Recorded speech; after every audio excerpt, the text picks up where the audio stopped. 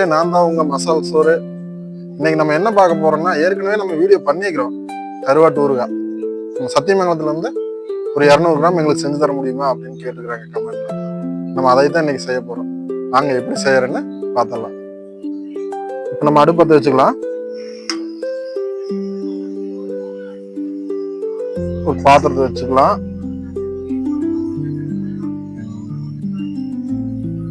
செக்ல ஆட்டினா சுத்தமான நல்லெண்ணெய். பாருங்க, சட்டி நல்லாவே காஞ்சிருச்சு.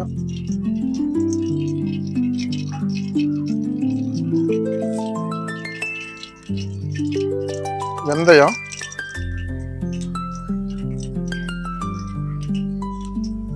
கடுகு, இது ரெண்டும் நல்லா பொரிஞ்சிருக்கும்.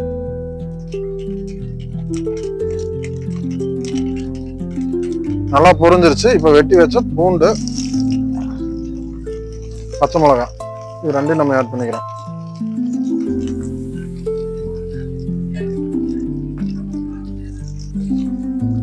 இது கூடவே கருவேப்பிலை,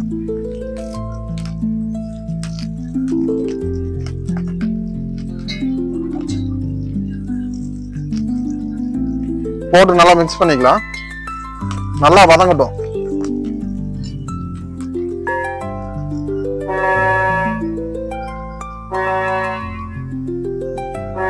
இப்ப நல்லா இந்த அளவுக்கு வணங்கினதுக்கு அப்புறம்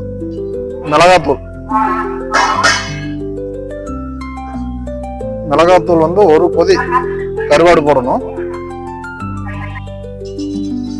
கருவாடு சேர்த்திக்கலாம்.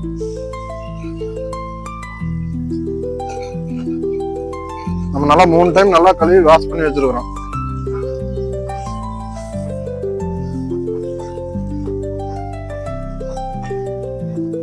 நல்லா மிக்ஸ் பண்ணிக்கலாம்.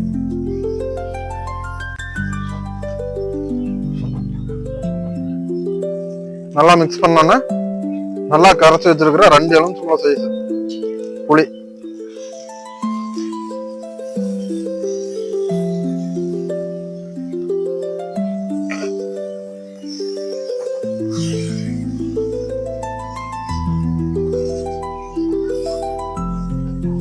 கொஞ்சம் போல தண்ணி ஏற்றி வேக வச்சுக்கலாம்.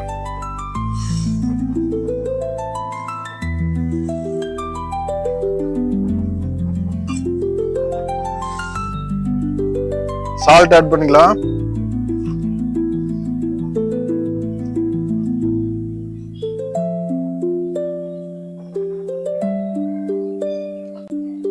பெருங்காயத்தூள் ஆட் பண்ணிக்கலாம்.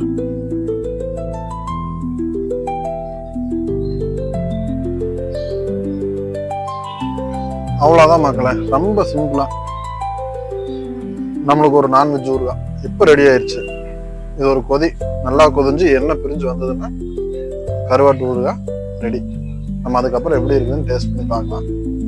அவ்வளவுதான் மக்களே, அடுப்பு ஆஃப் பண்ணிடலாம். பாருங்க, ஒரு 5 நிமிஷத்துல நம்ம கருவாட்டு ஊறுகாய் ரெடி ஆயிடுச்சு. இப்ப அதை கேட்டவங்களுக்கு நம்ம ஈஸியா டெலிவரி பண்ணிடலாம். இது நம்ம இப்படியே விட போறதில்ல, நம்மளும் டேஸ்ட் பார்த்துட்டு எப்படி இருக்குதுன்னு சொல்றோம். நீங்களும் இதை வீட்டில் செஞ்சு பார்த்துட்டு எப்படி இருக்குன்னு கமெண்ட் பண்ணுங்க. மறக்காம நம்ம மசால் சோறு சேனலை சப்ஸ்கிரைப் பண்ணி பாருங்க, லைக் பண்ணுங்க. அவ்வளோதான், நம்ம கொஞ்சம் சாதம் போட்டுக்கிறோம். அதுக்குள்ள கொஞ்சம் நம்ம கருவாட்டு ஊறுகாய், இது 2ஐயும் போட்டு நல்லா பிசைஞ்சு சாப்பிட போறோம். வாங்க எப்படி இருக்குதுன்னு நம்ம சாப்பிட்டு பார்த்து இப்போ சொல்ல போறோம். சாப்பிடலாம்.